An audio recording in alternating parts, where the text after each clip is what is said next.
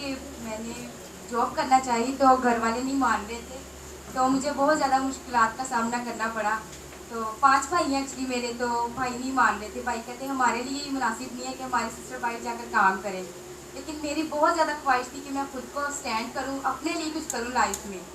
तो 5 में से 4 मान के थे, 1 नहीं थे मान रहे। तो उनके लिए मैंने पास्टर जी से 4-5 बार दुआ करवाई, लगातार मुसलसल करवाती रही हूँ। तो एक दिन ऐसा हुआ कि मेरा मान था कि भाई मान जाएंगे, तो पास्टर जी से मैंने सुबह के टाइम दुआ करवाई। शाम को भाई ड्यूटी से आए, तो उनसे बैठकर बाबा ने बात की, तो खुदा के फजल से भाई मान गए। और अब वही भाई हैं जो मुझे डेली सुबह फर्स्ट टाइम लेकर जाते हैं ऑफिस, और सेकंड टाइम वहाँ से लेकर आते हैं घर। हालेलुया।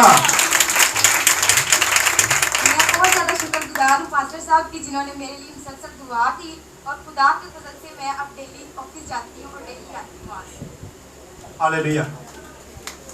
सो खुदा अजीब तरीके से काम करता है। इसका भाई एक नहीं मान रहा था क्योंकि वो फौजी है, आर्मी में। फौजी जरा स्ट्रिक्ट होते हैं। चले मैं इसका बता देता, ये है कौन। भाई अनवर हमारे चर्च के मेंबर है, चुंगी दुगैर से आते हैं जो।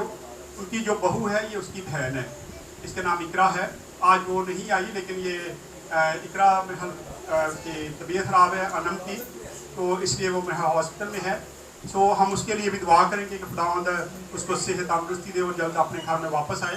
ये उसकी बहन है और ये भी चुंगी से आई है, और ये सिर्फ आज गवाही देने के लिए आई है, क्योंकि ये काफ़ी दिनों से मुझे कह रही थी अंकल मैंने गवाही देने आना है। तो आज खुदावंद ने मुमकिन किया और ये आज हमारे साथ चर्च में गवाही शेयर करने आई। शुक्रिया बेटा।